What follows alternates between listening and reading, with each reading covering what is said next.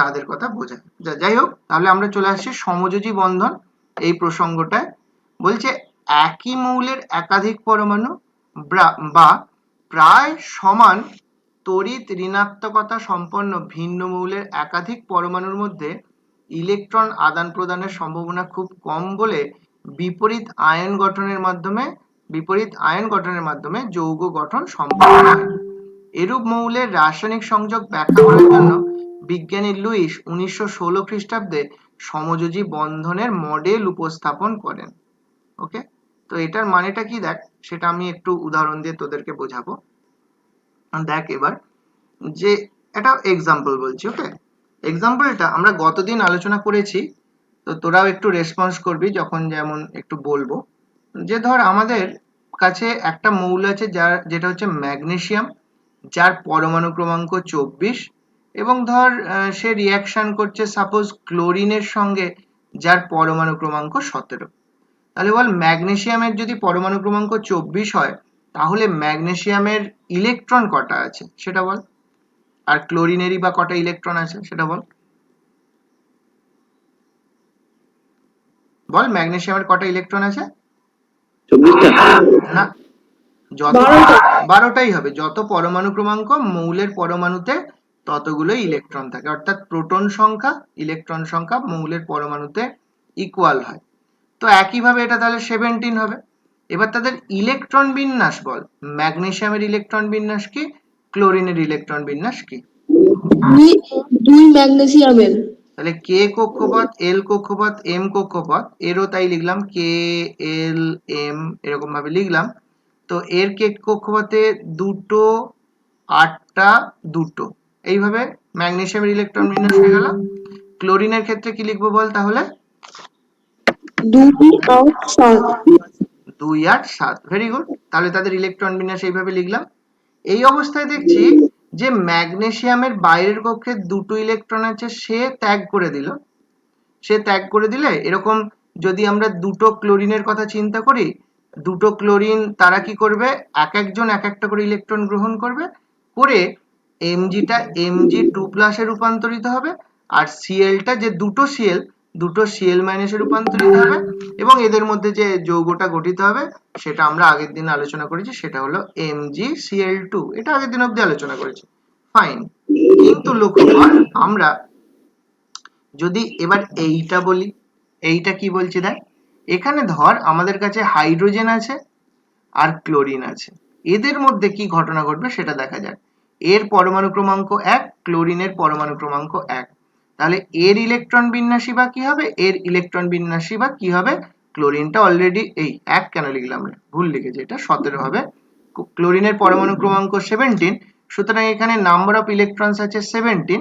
তাহলে এখানে তার ইলেকট্রন বিন্যাসটা অলরেডি এখানে লেখাই আছে, 2, 8, 7, আর মানে কে এল এম। আর হাইড্রোজেনের ক্ষেত্রে কে কক্ষপথে একটা ইলেকট্রন হবে। আমাকে এবারে বল, হাইড্রোজেনের যে নিকটতম যে নিষ্ক্রিয় গ্যাস বা নোবেল গ্যাস সেটাকে, আর ক্লোরিনের যে নিকটতম নিষ্ক্রিয় গ্যাস সেটাকে, তাদের ইলেকট্রন বিন্যাস কি কি? তাহলে হাইড্রোজেনের যে নিকটতম নোবেল গ্যাস সেটা কি বল? লিথিয়াম। না, নোবেল গ্যাস বলছি, লিথিয়াম তো মৌল বললি। হাইড্রোজেনের কাছাকাছি নোবেল গ্যাস কে বলতে পারবি? নিষ্ক্রিয় গ্যাস বা নোবেল গ্যাস কি? নিয়ন। না রে, নিয়নের ইলেকট্রন বেশি। হাইড্রোজেনের পরমাণুতে ইলেকট্রন আছে একটা, আর কার কাছে 2টো আছে বল দেখি? হাইড্রোজেনের পরের মৌলই হচ্ছে হিলিয়াম, তার ইলেকট্রন বিন্যাস হচ্ছে কে কক্ষপথে 2টো। বোঝা গেল? তাহলে হাইড্রোজেন চাইবে তার বাইরে মানে কে কক্ষপথে কটা ইলেকট্রন রাখতে চাইবে? কটা? 2টো। তার জন্য তার বাইরে তো অলরেডি একটা আছে, তার জন্য সে কি করবে? একটা নেবে। তাহলে বাইরে থেকে একটা ইলেকট্রনকে গ্রহণ করতে চাইবে, তার উদ্দেশ্য সেটাই। আমাকে এবারে বল, ক্লোরিন যে, সেই ক্লোরিন তার বাইরের কক্ষে কটা ইলেকট্রন আছে? ক্লোরিনের ক্ষেত্রে বাইরের কক্ষে বলেছি, কটা ইলেকট্রন আছে? 7টা।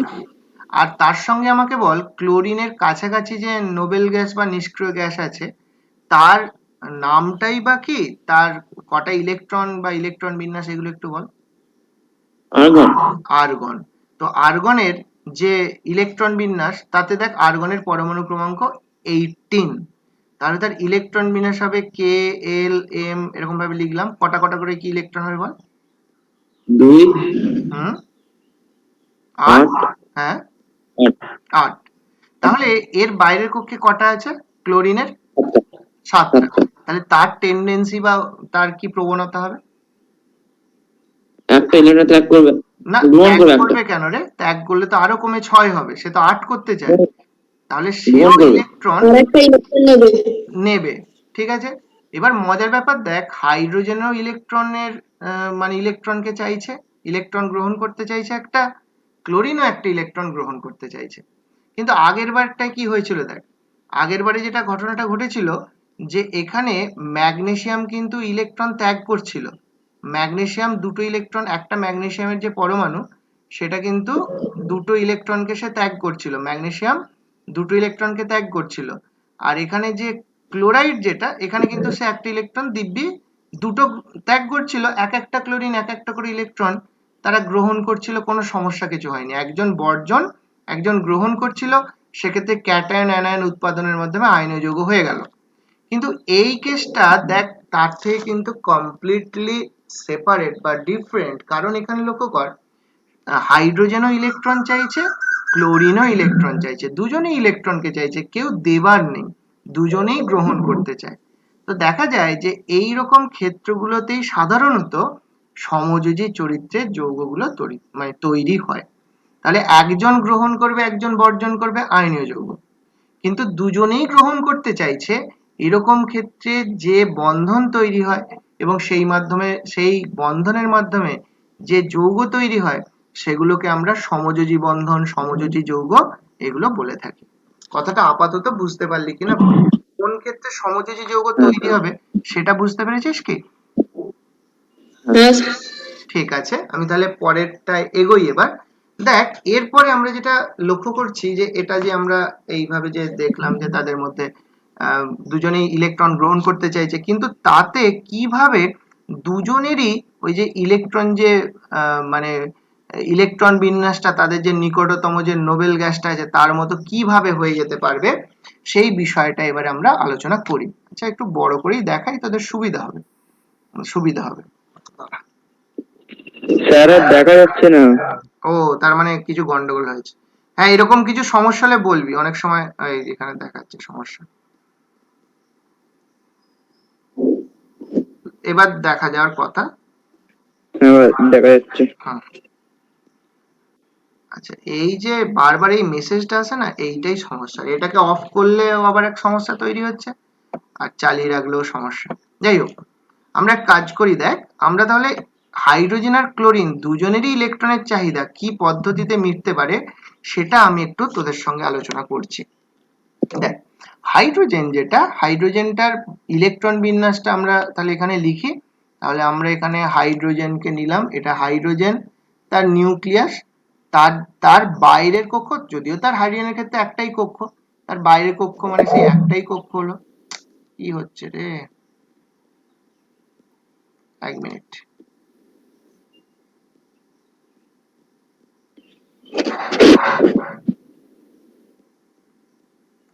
আচ্ছা, দেখা যাচ্ছে এবার? হ্যাঁ স্যার। এবারে চলে আসি হাইড্রোজেনটার। বল, বল। আচ্ছা, কি বলতে চাইছিলি জানি না, যাই হোক, ক্লোরিন, ক্লোরিনের যে বাইরের কক্ষ আছে, সেই বাইরের কক্ষে দেখ টোটাল 7টা ইলেকট্রন আছে। ঠিক আছে, এই যে বাইরের কক্ষে 7টা টোটাল ইলেকট্রন আছে। তো ক্লোরিনটাকে আমি কি করলাম, একইভাবে লিখবো। তো ক্লোরিনটাকে ধর এখানে লিখলাম ক্লোরিন সিএল, তার যে আমরা দেখছি যে তার যে কক্ষপথটা, সেই কক্ষপথের যে বাইরের কক্ষপথ সেটা দেখলাম, সেখানে টোটাল 7টা ইলেকট্রন আছে। একটা, দুটো, তিনটে, চারটে, পাঁচটা, ছটা, সাতটা। এইবার কি হলো, এদের মধ্যে একটা ধর যেন একটা চুক্তি হচ্ছে, এরকম একটা ভাব। কিরকম না, দুজনেই ঠিক করলো আমরা এই যে দুটো ইলেকট্রন, এই যে একটা জোড় ইলেকট্রনের, যে এই দুটো হাইড্রোজেনের একটা, ক্লোরিনের একটা, এর থেকে যে ইলেকট্রন এলো আর এর থেকে যে একটা ইলেকট্রন এসে যে একটা ইলেকট্রন জোড় গঠিত হলো, এদের মধ্যে কি চুক্তি হলো? হাইড্রোজেন বলল আমি সময়ে সময়ে দুটো ইলেকট্রনকেই নিজের কাছে রাখবো। তাতে কি হবে, হাইড্রোজেন যদি যে সময় দুটো ইলেকট্রনকেই তার নিজের বলে ভাবছে, তখন সে দেখবে তার বাইরের কক্ষে ইলেকট্রন সংখ্যা 2। আচ্ছা, কার মাইকটা অন আছে একটু অফ করে রাখ, কোনো অসুবিধা হলে আমাকে নিশ্চয়ই বলবি, বা কিছু জিজ্ঞাসা করার থাকলে আমাকে অবশ্যই বলবি। তাহলে হাইড্রোজেন যখন দুটো ইলেকট্রনকে নিজের বাইরের কক্ষপথে বলে ভাবছে, তখন তার বাইরের কক্ষে টোটাল ইলেকট্রন এক তো ছিলই, আর এখানে ক্লোরিনের একটা ইলেকট্রন, মানে টোটাল ইলেকট্রনটা তার 2 হয়ে দাঁড়ালো, অর্থাৎ তার যে ইলেকট্রন বিন্যাসটা সেটা হিলিয়ামের ন্যায় হয়ে গেল। আবার অন্যদিকে আমি যদি লক্ষ্য করি, ক্লোরিনের ক্ষেত্রটা লক্ষ্য করি, দেখ ক্লোরিনের ক্ষেত্রে তাহলে কি ঘটনা ঘটছে, ক্লোরিনের ক্ষেত্রটা দেখ লক্ষ্য করে, যে এখানে ক্লোরিনের ক্ষেত্রেও তার বাইরের কক্ষটা আমরা দেখিয়েছি, অর্থাৎ এম কক্ষপথটা কিন্তু এখানে শুধুমাত্র দেখানো হয়েছে। এটা আমি আগের দিনও কিন্তু উল্লেখ করেছি, এরকম ক্ষেত্রে আমরা শুধু বাইরের কক্ষটা দেখাতে পারি। তো এই যে বাইরের কক্ষটা দেখালাম, এই বাইরের কক্ষে কিন্তু আমরা দেখছি যে ক্লোরিনের ক্ষেত্রে এই দুটো ইলেকট্রনকেই যখন তার বলে ভাবছে, অর্থাৎ জোড়ের ইলেকট্রনটা তার, তখন টোটাল ইলেকট্রন এম কক্ষে কটা হলো দেখ, একটা, দুটো, তিনটে, চারটে, পাঁচটা, ছটা, সাতটা, আটটা, আটটা হয়ে গেল। তখন তার ইলেকট্রন বিন্যাসটা হয়ে গেল দেখ আর্গনের ন্যায়। সুতরাং এই ক্ষেত্রে দেখ, কেউই কিন্তু ইলেকট্রন গ্রহণ বর্জন করলো না, বরং ইলেকট্রন জোড় গঠনের মাধ্যমে উভয়ই কিন্তু তাদের যে নিকটতম নিষ্ক্রিয় গ্যাস বা নোবেল গ্যাস, তার মতো ইলেকট্রনীয় গঠন কাঠামো লাভ করে ফেলতে পারছে। ক্লিয়ার ব্যাপারটা? এটাই হচ্ছে সমযোজী বন্ধন গঠিত হওয়ার যে নীতি, সেটা। আচ্ছা, আরেকটা কথা তার সঙ্গে বলে দিই, আমরা যে এইভাবে যে HCl এর যে অণুটাকে আমরা ড্র করেছি বা এঁকেছি, সেই HCl এর অণুটাকে অন্যভাবেও একটু দেখাতে পারিস। কিরকম? দেখ, এখানে ধর হাইড্রোজেনটাকে দেখালি, হাইড্রোজেনের যে কক্ষপথটা সেটা দেখালি, আর এখানে ধর তার পাশে যে ক্লোরিন সেটাকে দেখালি, তার যে বাইরের কক্ষপথটা অর্থাৎ কিনা এম কক্ষপথটা, সেই কক্ষপথটাকে এইভাবে দেখালি। এবার এখানে জোড় গঠিত হয়েছে দুটো ইলেকট্রনের মধ্যে, সেই দুটো ইলেকট্রনের একটা ইলেকট্রন হাইড্রোজেন থেকে আসছে, একটা ইলেকট্রন আসছে ক্লোরিন থেকে। এই জন্য দুটোকে কালারকে একটুখানি আলাদা করে দেখাচ্ছি।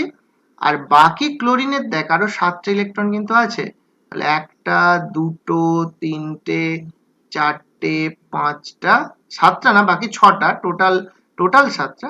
তাহলে ক্লোরিনের দেখ, মানে হাইড্রোজেন হিসেব করছে, তার ইলেকট্রন দুটো, ক্লোরিন হিসেব করছে, তার টোটাল ইলেকট্রন হয়ে গেছে দেখ 1 2 3 4 5 6 7 8। টোটাল ক্লোরিন দেখছে তার বাইরের কক্ষে 8টা ইলেকট্রন হয়ে গেছে। এইভাবে হাইড্রোজেন আর ক্লোরিনের মধ্যে দুটো ইলেকট্রন এসে একটা জোড় গঠিত হয়েছে, এদেরকে বন্ধন ইলেকট্রন জোড় বলা হয়, এটা তৈরি হচ্ছে, এবং সেখানে হাইড্রোজেন আর ক্লোরিনের মধ্যে সমযোজী বন্ধন আছে, এটা আমরা বলতে পারি। আচ্ছা, এই অংশটা বুঝলি কিনা আমাকে একটু জানা, বা এর মধ্যে যদি কোনো অংশটা আলাদাভাবে বোঝার দরকার হয় সেটাও একটু আমাকে জিজ্ঞাসা করে নে। বুঝলে বল যে হ্যাঁ স্যার বুঝতে পেরেছি বা পারিনি, একটু বলে দে আমাকে, তাহলে সুবিধা হবে আমার, আমি তাহলে হ্যাঁ স্যার বুঝেছি। হ্যাঁ, কোনো জায়গাটা বোঝানোর দরকার আছে কিনা সেটাও আমাকে একটুখানি জানালে ভালো হয়। আচ্ছা, কেউ কিছু বলছিস না মানে ধরে নিচ্ছি বুঝতে পেরেছিস। আচ্ছা, আরো একটা কথা বলি, এই যে আমরা গঠনটা লিখেছি, এই গঠনটাকে আমরা আরেকটু আরেকটু সরলতর আকারেও প্রকাশ করতে পারি। কিরকম সরলতর আকারে প্রকাশটা কেমন দেখ, এখানে আমরা দেখছি হাইড্রোজেন আর ক্লোরিনের মধ্যে দুটো ইলেকট্রন এসেছে, মনে রাখবি দুটো ইলেকট্রন এসে একটাই ইলেকট্রন জোড় গঠন করে।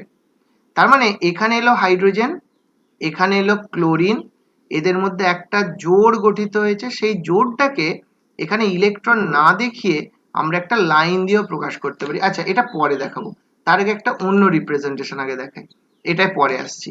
দেখ এটাকে কিভাবে দেখানো যেতে পারে, এখানে ধর এটা হচ্ছে হাইড্রোজেনের ইলেকট্রনটা, এটা হাইড্রোজেনের ইলেকট্রনটা, এটা ধরে নে ক্লোরিনের ইলেকট্রনটা, এইভাবে। আর বাকি ক্লোরিনের ইলেকট্রনটা দেখ 1 2 3 4 5 6, দেখ টোটাল। তাহলে দেখ ক্লোরিনের ইলেকট্রন দেখ একইভাবে হিসেব করে 8টা হয়ে গেছে, আর ওখানে এগুলো বাজে হয়ে যাচ্ছে রে, আগেরটাই ঠিক ছিল, এইটাই। এটা ক্লোরিনেরও দেখ 8টা হয়ে গেছে, হাইড্রোজেনেরও 8টা হয়ে গেছে। তাহলে এখানে বন্ধন জোড় কোনটা? এইটা তাহলে বন্ধন জোড়, এইটা। এবার এটাকে আরো সিম্পল ওয়েতে যেটা লেখা হয়, যেটা আগে আমরা এরকম ধরনের লিখেওছি, এইখানে হচ্ছে হাইড্রোজেন, এই যে দুটো ইলেকট্রন যাদের যেটা কিনা বন্ধন তৈরিতে সাহায্য করেছে তাদেরকে শুধু একটা লাইন দিয়ে প্রকাশ করে, এরকম লাইন দিয়ে প্রকাশ করা হয়। এখানে এলো ক্লোরিন, আর বাকি যে ইলেকট্রন গুলো আছে 1 2 3 4 5 6, এগুলো কোন ইলেকট্রন? না ক্লোরিনের বাইরের কক্ষের ইলেকট্রন। এগুলো হচ্ছে ক্লোরিনের বাইরের কক্ষের যে ইলেকট্রন, এই যে এইগুলো 1 2 3 4 5 6, এই ইলেকট্রন গুলোকে শুধু দেখানো হলো। আচ্ছা তাহলে হাইড্রোজেনের ক্ষেত্রে এরকম কিছু দেখানো হলো না কেন বলতো? হাইড্রোজেনের ক্ষেত্রে এইরকম যে ইলেকট্রন গুলো দেখানো হয়নি কেন বল? হাইড্রোজেনের একটা ইলেকট্রন সেটা ব্যবহার করে ফেলেছে, তার এরকম কোনো ইলেকট্রনের নেই আর এক্সট্রা, ওই জন্য দেখানো হয়নি। কিন্তু ক্লোরিনের বাইরের কক্ষে তখনও ইলেকট্রন ছিল, সেগুলো দেখানো হয়েছে। মাইকটা অফ কর রে।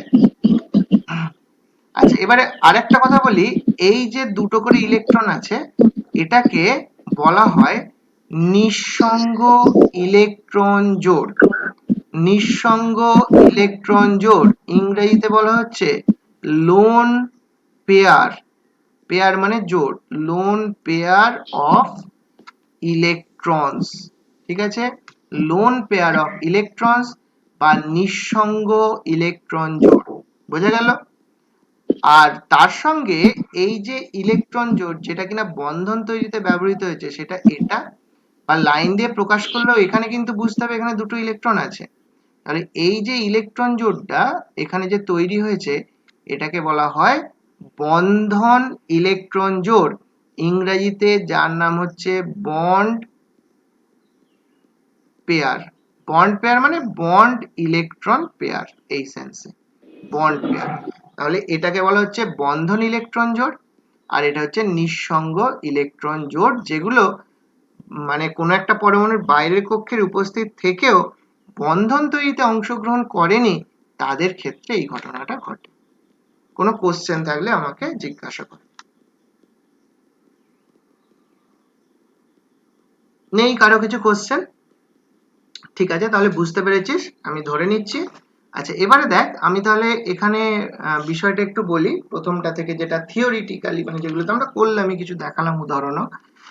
তো এখানে কোন মৌলদের মধ্যে সমযোজী বন্ধনটা সৃষ্টি হচ্ছে?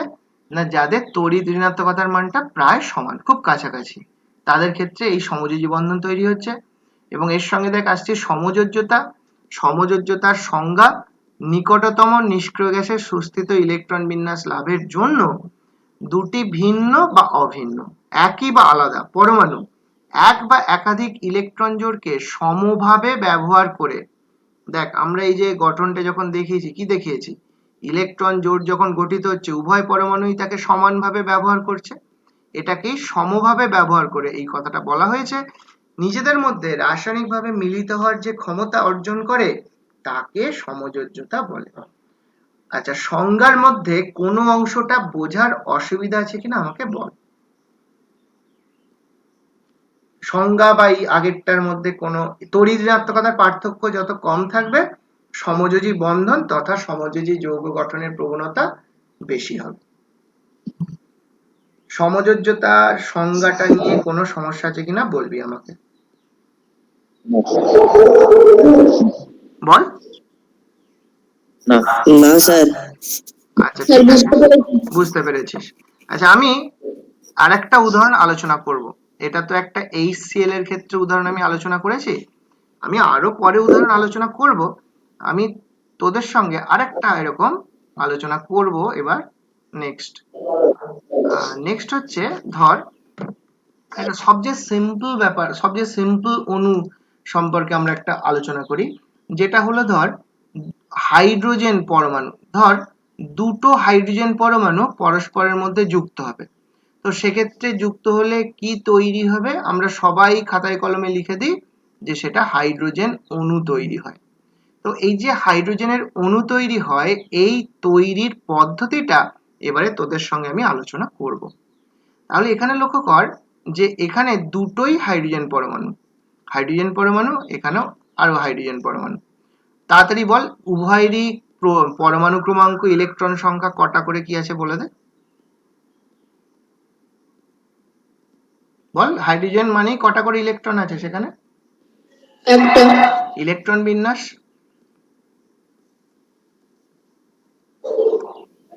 ইলেকট্রন বিন্যাস উভয়েরই এক। কে কক্ষপথে একটা করে শুধু ইলেকট্রন আছে, আর তো কিছু নেই এখানে। এইবার এখানে খেয়াল কর, এখানে যে হাইড্রোজেনটা রয়েছে তার কে কক্ষপথটা দেখানো হলো, এখানে যে হাইড্রোজেনটা আছে তারও কে কক্ষপথটা দেখানো হলো। উভয়ই চাইছে হিলিয়ামের ন্যায় হয়ে যাব, উভয়ই চাইছে হিলিয়ামের ন্যায় হয়ে যাব, তাহলে উভয়েরই উদ্দেশ্য একটা করে ইলেকট্রন গ্রহণ করা, সেটা তো সম্ভব নয়। তাহলে পরিবর্তে কি হলো, এই হাইড্রোজেন তার ইলেকট্রনটা এখানে এলো, এই হাইড্রোজেন তার ইলেকট্রনটাও এখানে এলো, তাদের মধ্যে জোড় গঠন হলো। তখন এই হাইড্রোজেনও ভাবছে আমার ইলেকট্রন বিন্যাস জাস্ট লাইক হিলিয়াম, এই হাইড্রোজেনও ভাবছে আমার ইলেকট্রন বিন্যাস জাস্ট লাইক হিলিয়াম। তাহলে এইভাবে হাইড্রোজেনের অণু গঠিত হলো। এইবার দুটো বিষয়ের মধ্যে তুলনা কর। আগের যে আমরা উদাহরণটা, যেটা আমরা আগেরটায় করেছিলাম, এই উদাহরণ, এখানে দেখ হাইড্রোজেন এবং ক্লোরিন দুটো ভিন্ন মৌলের মধ্যে যৌগ গঠিত হয়েছিল তার উদাহরণ দেখিয়েছি। আর এর পরের বারে যে উদাহরণটা দেখালাম তাতে দেখ একই মৌলের দুটো পরমাণুর মধ্যে যে যৌগ গঠিত হতে পারে রাসায়নিক বন্ধন অর্থাৎ সমযোজী বন্ধন তৈরির মাধ্যমে, সেই উদাহরণটা দেখালাম। এক্ষেত্রে দুটো মৌলের পরমাণুই হাইড্রোজেন, আর আগেরটার উদাহরণে একটা হাইড্রোজেন একটা ক্লোরিন ছিল। সংজ্ঞাটার ক্ষেত্রে কি বলা হয়েছে দেখ, দুটি ভিন্ন বা অভিন্ন পরমাণু। তাহলে দুটো ভিন্ন হতে পারে, যেমন হাইড্রোজেন আর ক্লোরিন উদাহরণটা দেখালাম। অভিন্ন পরমাণু, যে ক্ষেত্রে হাইড্রোজেনের মধ্যে H2 যে গঠিত হচ্ছে সেটা আলোচনা করলাম। দেখ প্রত্যেকের কাছে বিষয়টা বোঝা গেছে কিনা, বুঝতে পেরেছিস? একটু জানিয়ে দে আমাকে। হ্যাঁ, আচ্ছা, হ্যাঁ স্যার। ঠিক আছে। নেক্সট চলে আসছি সমযোজী বন্ধন সম্পর্কে আলোচনায়। তাহলে এইভাবে ইলেকট্রন জোড় যে তৈরি হচ্ছে তার মাধ্যমে যে রাসায়নিক বন্ধন তৈরি হয় তাকেই সমযোজী বন্ধন বলে।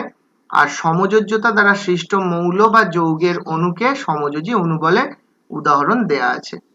সাধারণত দুটি অধাতুর যাদের যোজ্যতা কক্ষ মানে হচ্ছে বাইরের কক্ষ, ঠিক আছে, যেটা আমরা হাইড্রোজেনের ক্ষেত্রে কে কক্ষপথ বা ক্লোরিনের ক্ষেত্রে আমরা দেখলাম যে এম কক্ষপথটাকে বললাম বাইরের কক্ষপথ, তাতে 4 থেকে 7টা ইলেকট্রন থাকে সাধারণত, যারা সমযোজী যৌগ বা অণু সৃষ্টি করে। সমযোজী অণুগুলির ক্ষেত্রে অণুর স্বতন্ত্র অস্তিত্ব আছে, মানে এখানে প্রকৃত অণুর অস্তিত্ব আছে, যে কথাটা আয়নীয় যৌগ পড়ার সময় আমাদের বারবার আলোচনার মধ্যে আনতে হয়েছিল, যে সেখানে স্বতন্ত্র অণুর অস্তিত্ব নেই, সমযোজী যৌগদের ক্ষেত্রে স্বতন্ত্র অণুর অস্তিত্ব আছে, এই বিষয়গুলো। তাই সমযোজী যৌগগুলোর ক্ষেত্রে আণবিক ভর কথাটি ব্যবহৃত হয়। অণু আছে তাই আণবিক ভর, আর যেগুলো আয়নীয় যৌগ তাদের ক্ষেত্রে প্রকৃত অণু বলে কিছু নেই, তাদের ক্ষেত্রে সংকেত ভর কথাটা ব্যবহার করা হয়। সমযোজী অণুতে কোনো পরমাণু যতগুলি ইলেকট্রন জোড় গঠন করে তার দ্বারা মৌলটির যোজ্যতা নির্ধারিত হয়। এই কথাটা একটু বলে দেব। সমযোজী অণুতে কোনো পরমাণু যতগুলি ইলেকট্রন জোড় গঠন করে তার দ্বারা যোজ্যতা নির্ধারিত হয়। এটার মিনিংটা কি লক্ষ্য কর। আচ্ছা, আমরা এখানে যে দুটো উদাহরণ করেছি তাতে বলতো হাইড্রোজেন কটা ইলেকট্রন জোড় বা বন্ধন গঠন করেছে? বল, বল। একটা। তাহলে হাইড্রোজেনের যে যোজ্যতা, বা আরো ঠিক করে বললে সমযোজ্যতা, তার মান কত? এক। এক। ক্লোরিনও কটা জোড় গঠন করেছে? দুটো। না, জোড় বলেছি, এটা মিলিয়ে কিন্তু একটা জোড়, দুটো ইলেকট্রন মিলিয়ে একটা জোড়। কটা বন্ধন জোড় গঠন করেছে? ক্লোরিন না, এগুলো তো বন্ধন তৈরি করেনি, এগুলোকে কি বলেছি? লোন পেয়ার, নিঃসঙ্গ ইলেকট্রন জোড়। আর বন্ধন জোড় এটা এখানে কটা? একটাই তো। এবং সেটা হাইড্রোজেনের দিক থেকেও এক, ক্লোরিনের দিক থেকেও কত? এক। তাহলে ক্লোরিনের সমযোজ্যতা কত হলো এই ক্ষেত্রে? কত হলো রে? ক্লোরিন কটা বন্ধন তৈরি করেছে? একটা। ক্লোরিনও তো একটাই বন্ধন করেছে, তাহলে তারও সমযোজ্যতা একই হয়ে গেল। কথাটা বুঝতে পারলি সকলে? হাইড্রোজেনও একটা বন্ধন জোড় করেছে, ক্লোরিনও একটা বন্ধন জোড় করেছে। এই বন্ধনটা কার বলতো, হাইড্রোজেনের না ক্লোরিনের? এই বন্ধন জোড়টা কার? ক্লোরিনের। উভয়েরই, উভয়েরই। সেই জন্য হাইড্রোজেনও কটা বন্ধন জোড় তৈরি করেছে বলছি? একটা ক্লোরিনও কটা বন্ধন জোড় তৈরি করে বলছি? একটা এই জন্য উভয়েরই যোজ্যতার ক্ষেত্রে এক। কথাটা বোঝা গেল? আচ্ছা, এবার এইটার ক্ষেত্রে লক্ষ্য কর, হাইড্রোজেন, এই দিকের হাইড্রোজেন কটা বন্ধন জোড় তৈরি করেছে বল? এদের দুজনের মধ্যে তো একটাই জোড় আছে রে, তাহলে সেটা তো এরও অংশ এরও অংশ, তাহলে এ কটা জোড় তৈরি করেছে? একটা। তাহলে এক্ষেত্রে যোজ্যতা এক, আবার এরও যোজ্যতা এক। এইভাবে বিষয়টা বলা হচ্ছে। তাহলে আমরা দেখলাম যে এই যে যেটা আমরা লিখেছিলাম হাইড্রোজেন হাইড্রোজেন, সেটা সিম্পল ওয়েতে আমরা কিন্তু এইচ বন্ড এইচ এইভাবেও প্রকাশ করতে পারি।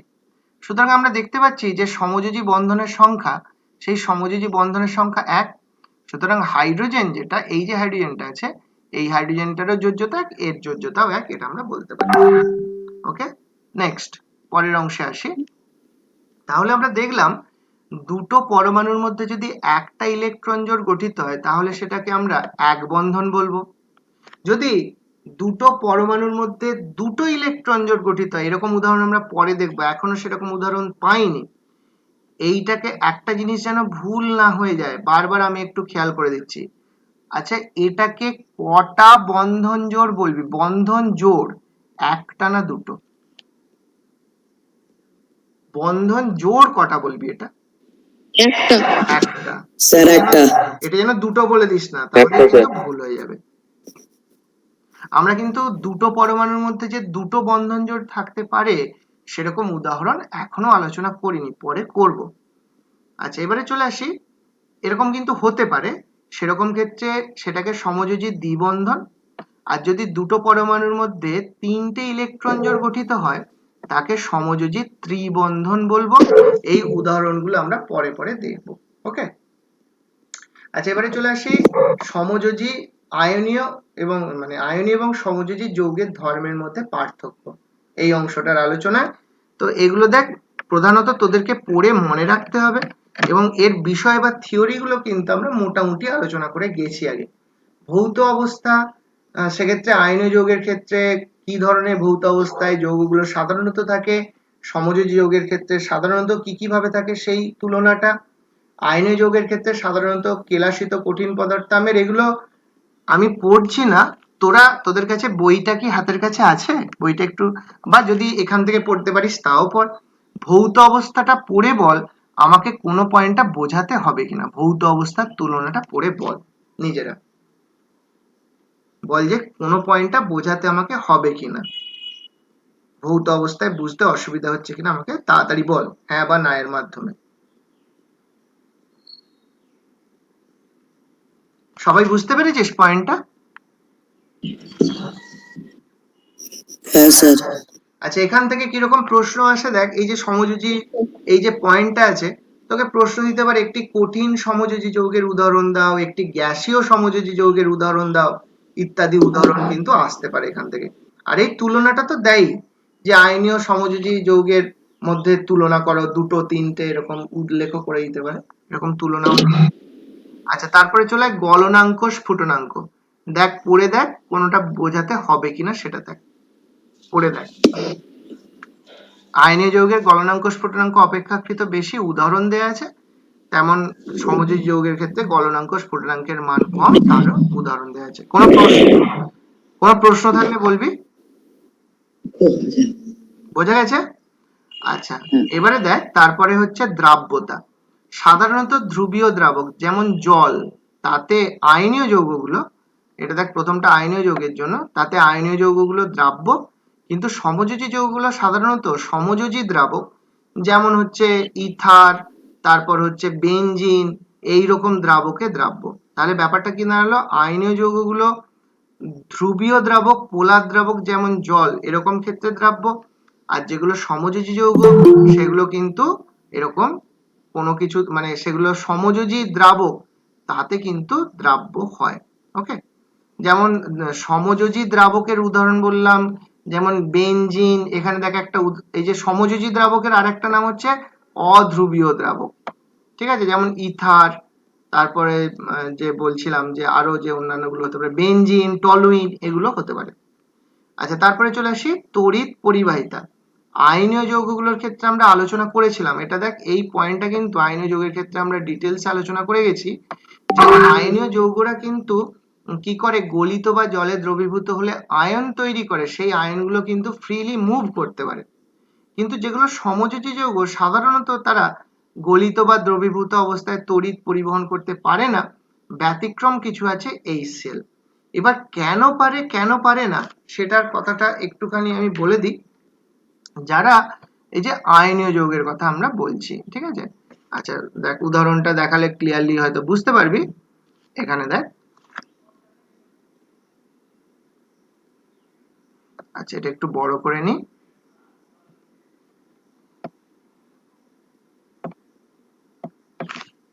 কোথায় গেল? আচ্ছা দেখ, আমরা যে আয়নীয় যৌগগুলো সম্পর্কে আলোচনা করেছি, এবং যেমন ধর খুব সিম্পল এক্সাম্পল যেটা আমরা আগেও এই ধরনের আলোচনা করেছি, calcium chloride. Suppose calcium chloride এটা সলিড অবস্থায় নিয়ে তাকে জলে দ্রবীভূত করে দিলি। যেই জলটা লিকুইড, জলে যেই দ্রবীভূত করবি, এখানে উৎপন্ন হবে Ca2+। জলীয় দ্রবণে কোনো কিছু থাকলে তাকে আমরা অ্যাকুয়াস লিখি, আর তার সঙ্গে তৈরি হয় 2Cl-, সেটাও অ্যাকুয়াস, অর্থাৎ জলীয় দ্রবণ তৈরি করে। তাহলে আমরা কি দেখলাম, CaCl2 আয়নীয় যৌগ, আয়নিক কম্পাউন্ড। কার মাইকটা অন আছে, অফ করে দে রে। Ionic compound. তো আয়নিক কম্পাউন্ড হয়েছে, এবং সেটা জলে দ্রবীভূত হয়ে লক্ষ্য কর ক্যাটায়ন এবং অ্যানায়ন উৎপন্ন করেছে। whereas আমরা যদি লক্ষ্য করি যে সাপোজ গ্লুকোজ C6H12O6, সেটাকেও সলিড অবস্থায় নিলি, জলে দ্রবীভূত করলি।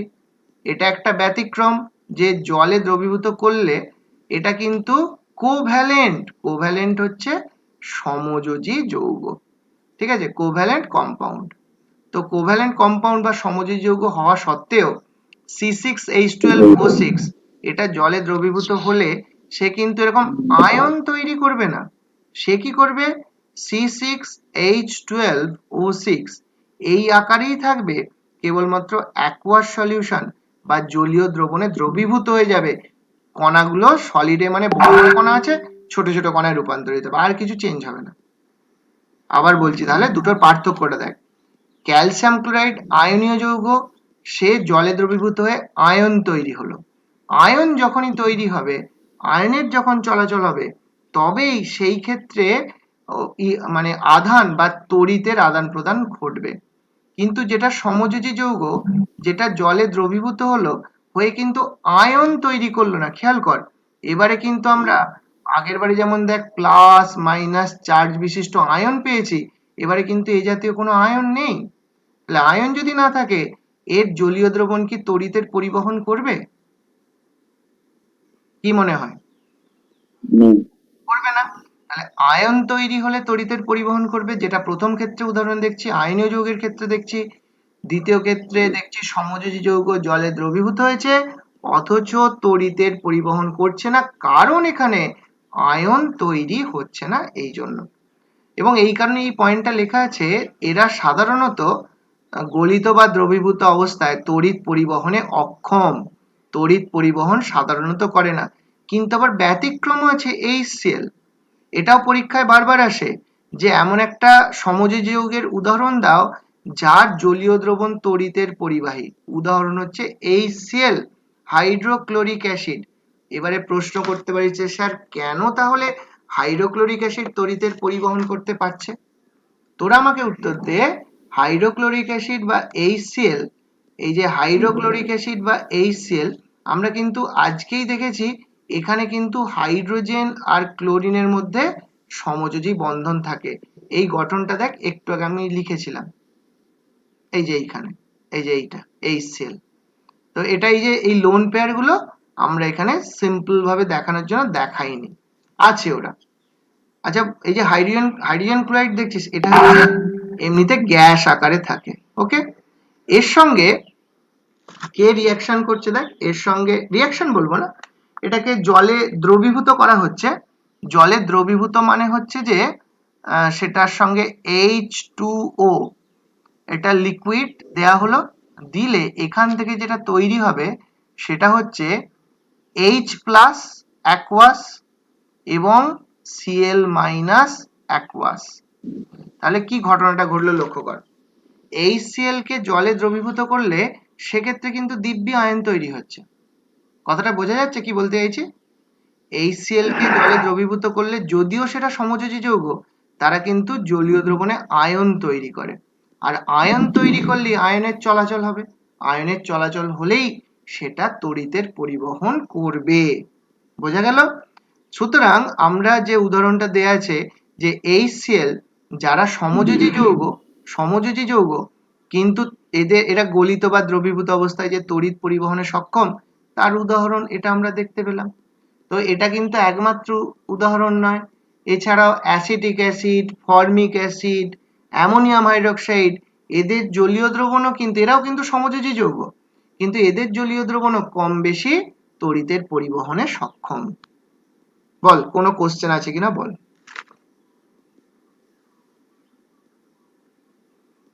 বুঝতে পেরেছিস সকলে যেটা বললাম? যদি কিছু কোশ্চেন থাকে আমাকে অবশ্যই বলবি, যদি কিছু কোশ্চেন থাকে এই পার্ট থেকে। না সকলে বুঝতে পেরেছিস? ওকে, নেক্সট তাহলে আসি। হ্যাঁ স্যার বলেছি। হ্যাঁ, এবার আসছি অণুর অস্তিত্ব। অণু কাকে বলবো? না, অণু তখনই একটা একটা কতগুলো পরমাণু যখন মানে তারা পরস্পরের মধ্যে সমযোজী বন্ধনের মাধ্যমে যুক্ত থাকবে, তখনই অণু আছে বলে বা অণুর অস্তিত্ব আছে বলে আমরা বলবো। কিন্তু সেরকম ঘটনা কিন্তু আয়নীয় যৌগে থাকছে না। আয়নীয় যৌগে কি থাকছে? অনেকগুলো ক্যাটায়ন, অনেকগুলো অ্যানায়ন, তারা একত্রে থাকছে। সেখানে কিন্তু কোনো বন্ধন নেই, বরং বিপরীত আয়নের মধ্যে আকর্ষণ বল বা কুলম্বীয় আকর্ষণ বল থাকে। এবং এ কারণেই আমরা বলতে পারবো যে এখানে অণুর কোনো অস্তিত্ব নেই। কিন্তু যেগুলো সমযোজী যৌগ সেখানে তো প্রকৃত বন্ড বর্তমান, তাই এখানে অণুর স্বতন্ত্র অস্তিত্ব বর্তমান বা আছে। হ্যাঁ, কিছু বলতে চাইছিস? কেউ কিছু বলতে চাইছিস কি, বল তাহলে। আচ্ছা, কোনো কোশ্চেন নেই? তাহলে দেখ, আজকে আমরা তাহলে আয়নীয় এবং সমযোজী যৌগের যে ধর্মের তুলনা, সেই বিষয় সংক্রান্ত আলোচনাটা অবধি করলাম। যদি এরপরেও কারো কিছু কোশ্চেন থাকে সে অবশ্যই করবি, এখনই করতে পারিস। আর না হলে আমি যদি পরের দিনও পড়ে বলিস, অসুবিধা কিছু নেই। আমি আজকে ক্লাসটা এই পর্যন্তই শেষ করব, যদি তোদের কিছু কোশ্চেন না থাকে। নেই তাই?